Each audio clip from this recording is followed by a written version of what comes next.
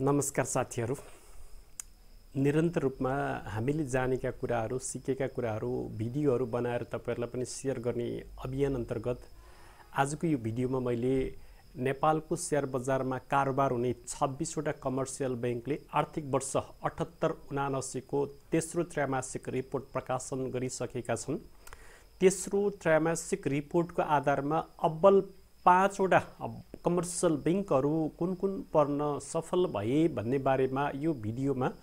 मैले fundamental analysis गरेर विभिन्न फन्डामेन्टल टुल्स मार्फत टप 5 कमर्सियल बैंकहरूको लिस्ट तपाईहरुलाई उपलब्ध गराउन गइराखेको छु। अब म ढिला नगरिकन आजको यो कमर्सियल बैंकको फन्डामेन्टल एनालाइसिसको भिडियोतर्फ तपाईहरुको ध्यान केन्द्रित गर्न चाहन्छु। भिडियो सुरु गर्नुभन्दा अगाडि हाम्रो यो स्टक गुरु युट्युब च्यानलमा हजुरहरुलाई हार्दिक स्वागत गर्न चाहन्छु र अहिलेसम्म पनि हाम्रो च्यानललाई सब्स्क्राइब गर्न भ्याउनु भएको छैन भने तल लेखेको सब्स्क्राइब बटनमा एक क्लिक गर्नु होला भन्दै अब म आर्थिक वर्ष 78-79 को थर्ड क्वार्टरको रिपोर्टको आधारमा 26 वटा कमर्सियल बैंकहरू मध्ये कुन कुन फन्डामेन्टल टुल्समा आफूलाई अब्बल साबित गर्न सफल 5 वटा कम्पनीहरूको लिस्ट म तपाईहरुलाई बताउन गइराखेको छु। विभिन्न इन्डिकेटरहरूलाई केलाएर अन्तिममा म तपाईहरुलाई टप 5 बैंकहरू कुन कुन पर्न सफल भए भन्ने कुराको जानकारी गराउन गइराखेको छु। प्राइसको आधारमा नबिल बैंक आजको दिनमा 940 रुपैयाँमा यसको कारोबार भएको रहेछ भने दोस्रोमा एनआईसी एसिया 755, तेस्रोमा एभरेज बैंक लिमिटेड रहेछ 503, चौथोमा हिमालयन बैंक लिमिटेड 484 र पाँचौंमा एएनआईबी 460। यी दुईवटा बैंकको अहिलेसम्म कारोबार रोक्का नै छ, त्यसकारण यी बैंकको अहिलेको यो मूल्य होइन भन्ने कुरा पनि हामी तपाईलाई जानकारी गराउन चाहन्छौँ। भने पेड अप क्यापिटलको आधारमा सबैभन्दा बढी पेड अप क्यापिटल भएको कमर्सियल बैंकमा ग्लोबल आईएमई बैंक जसको 23 अरब 79 करोड 57,53,000 सहित पेड अप क्यापिटलमा सबैभन्दा बलियो र स्ट्रङ कम्पनीको रूपमा ग्लोबल आईएमई बैंक देखिएको छ भने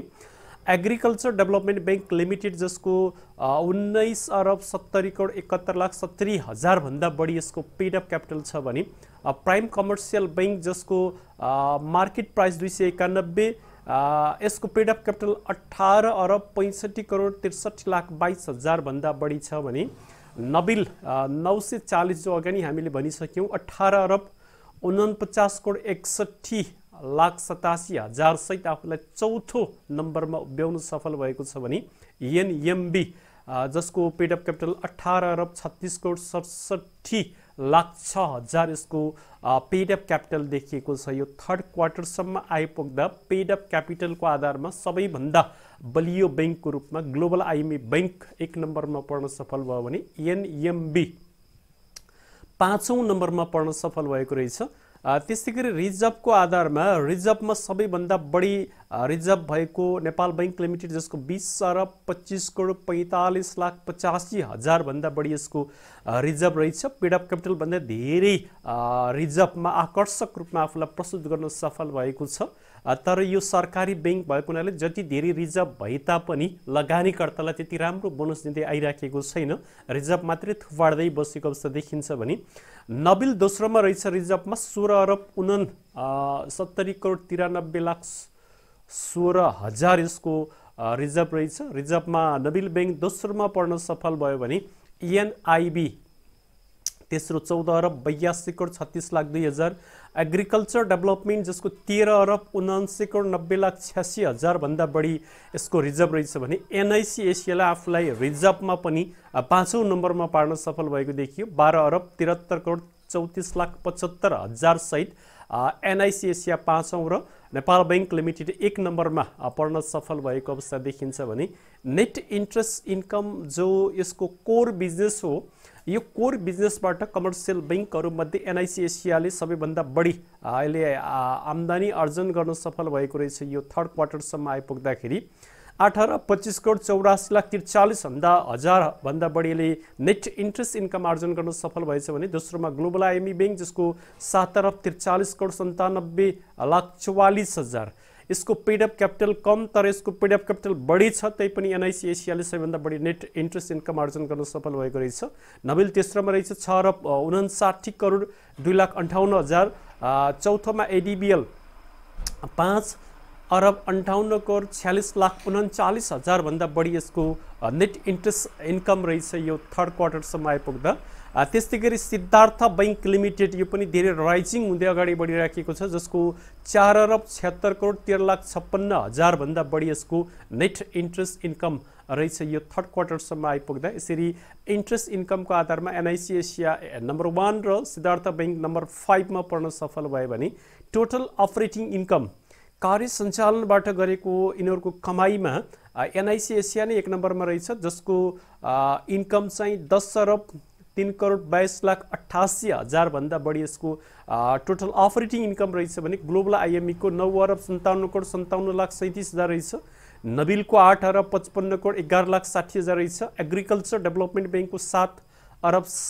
7,73,03,000 भन्दा बढी रहेछ भने सिद्धार्थ बैंक 5औं नम्बरमा पर्न सफल भयो इन्डिकेटरमा 6 अरब 52,25,57,000 भन्दा बढी यसको टोटल अपरेटिङ इन्कम रहेछ भने अब यसको खास नेट प्रफिट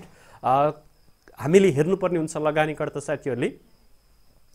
नेट प्रफिटको आधारमा सबैभन्दा बढी नेट प्रफिट आर्जन गर्न सफल ग्लोबल आइएमई बैंक, जसको 3 अरब 72,62,12,000 यसको नेट प्रफिट रहेछ।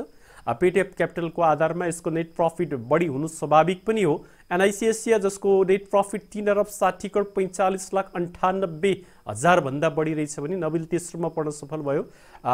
3 अरब 35,20,44,000 नबिलको नेट प्रफिट रहेछ भने प्राइम कमर्सियल बैंकको चाहिँ 2 अरब 72,20,20,000 भन्दा बढी यसको नेट प्रफिटमा यो चौथो नम्बरमा पर्न सफल भएको रहेछ भने एनएमबी 2 अरब 66,52,91,000 सहित आफूलाई 5औं नम्बरमा उभ्याउन सफल भएको अवस्था देखियो। यसरी नेट प्रफिटको आधारमा ग्लोबल आइएमई बैंक 1 नम्बर बढी नेट प्रफिट आर्जन गर्न सफल बैंकमा पर्यो भने 5औं नम्बरमा एनइएमबी बैंक परेको अवस्था देखिएको छ। अब हामी विभिन्न की रेसियोको आधारमा सबैभन्दा अब्बल बैंकहरू कुन कुन हुन् भन्ने बारेमा जानकारी गराउन गइराखेका छौँ। एनआइसी एसिया जसको इपिएस एनुअलाइज इपिएस 41.56 सहित आफूलाई 1 नम्बरमा अब्बल इपिएस को सहित उभ्याउन सफल भएको छ। Nabil 24.16, standard charter bank 23.03, Siddhartha bank 22.23, Everest bank 21.35। यसरी एनआइसी एसिया 1 नम्बरमा र 5औं नम्बरमा एभरेस्ट बैंक पर्न सफल भएको रहेछ भने अब पी रेसियोको आधारमा सबैभन्दा अन्डर भ्यालु अथवा ओभर भ्यालुड बढी भएका कम्पनीहरू हामीले हेर्नुपर्ने हुन्छ। सबैभन्दा कम पी रेसियो भएको कम्पनीमा एनसीसी जसको एकदमै अन्डर भ्यालु रहेछ 12.7 मा, कुमारी बैंक 13.34, माछापुर्छे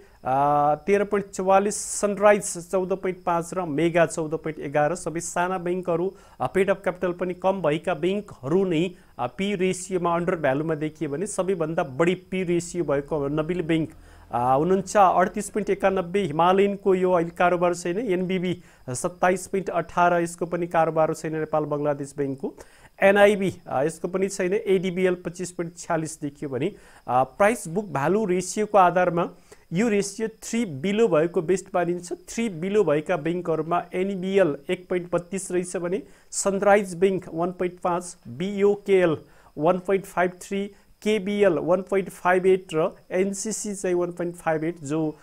सस्ता बैंकहरूको नि पीबीबी रेसियो पनि कम देखियो भने रिटर्न अन इक्विटीको आधारमा सबैभन्दा बढी रिटर्न अन इक्विटी भएको बैंकको रूपमा आफूलाई 1 नम्बरमा उभ्याउन सफल देखियो एनआइसी एसिया 19.78 छ भने माछापुर्छे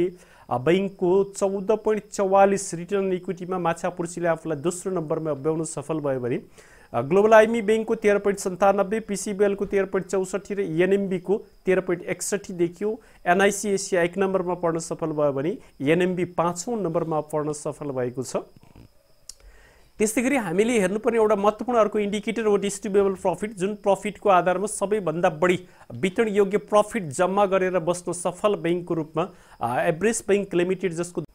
2 अरब 79,61,68,000 सहित आफूलाई 1 नम्बरमा पार्न सफल भएको देखियो भने नेपाल बैंक लिमिटेड 2 अरब 70,24,93,000 भन्दा बढी यसको डिस्ट्रिब्युटेबल प्रफिट छ। नबिल तेस्रोमा रहेछ 2 अरब 16,75,21,000, ग्लोबल आइएमई बैंक 1 अरब 91,91,14,000 र पीसीबीएल 1,41,44,06,000 भन्दा बढी डिस्ट्रिब्युबल प्रफिट जम्मा गरेर बसेको कमर्सियल बैंकहरुमा 1 नम्बरमा आइबिएल र 5 औँमा पीसीबीएल देखियो भने डिस्ट्रिब्युबल ईपीएस जुन ईपीएस लाई आधार मानेर आगामी वर्षमा यो कम्पनीले साँच्चीकै डिभिडेन्ड घोषणा गर्यो दियो लगानीकर्तालाई भने थर्ड क्वार्टर सम्मलाई आधार मान्दा थर्ड क्वार्टर लगभग एउटा आकलन गर्ने क्वार्टर पनि भएको हुनाले एभरेज बैंकले यदि साँच्चीकै डिभिडेन्ड वितरण गर्ने हो भने 39.38 लगभग 40% यसले सजिलैसँग थर्ड क्वार्टरलाई मात्रै आधार मान्दा पनि डिस्ट्रिब्युबल ईपीएस छ जसले डिभिडेन्ड दिन सक्छ 40% सम्म यसले सजिलै डिभिडेन्ड दिन सक्ने अवस्था देखियो भने नेपाल बैंक लिमिटेड जसले 25% डिभिडेन्ड दिन सक्ने अवस्था देखिएको छ यो थर्ड क्वार्टरलाई आधार मानियो भने डिस्ट्रिब्युबल ईपीएसलाई हेर्ने भने एसबीआई 18.85 स्ट्यान्डर्ड चार्टर बैंक 16.48 र एनआईसी एसिया 15.96 यसरी विभिन्न फन्डामेन्टल टुल्सहरूलाई केलाएर हेर्दाखेरि अब कुन बैंक कुन इन्डिकेटरमा अब्बल रहेछ भन्ने कुरा म तपाईहरुलाई जानकारी गराइसकेँ। अब टप 5 को लिस्टमा मैले तपाईहरुलाई जानकारी गराउँदाखेरि हरेक इन्डिकेटरमा आफूलाई अब्बल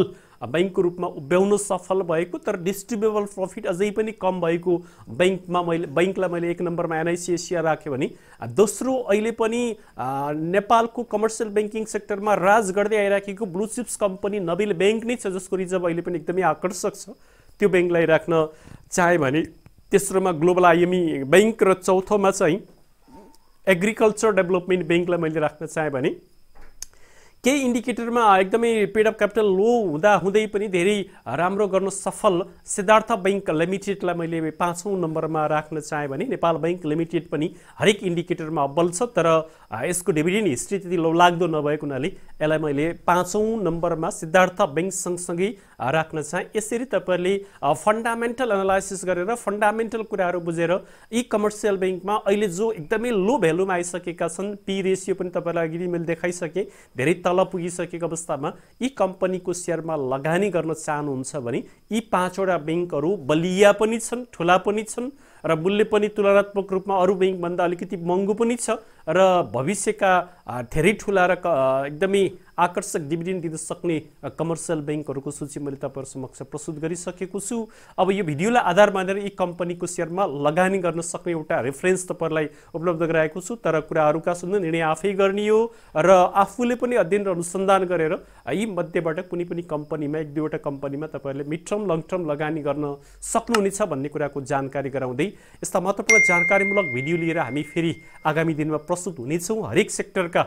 टप 5 कम्पनीहरूको लिस्ट लिएर तपाईहरु समक्ष प्रस्तुत हुनेछौँ भन्दै आजलाई यो भिडियोबाट म बिदा हुन चाहन्छु। नमस्कार, फेरि अर्को भिडियोमा भेटौँला।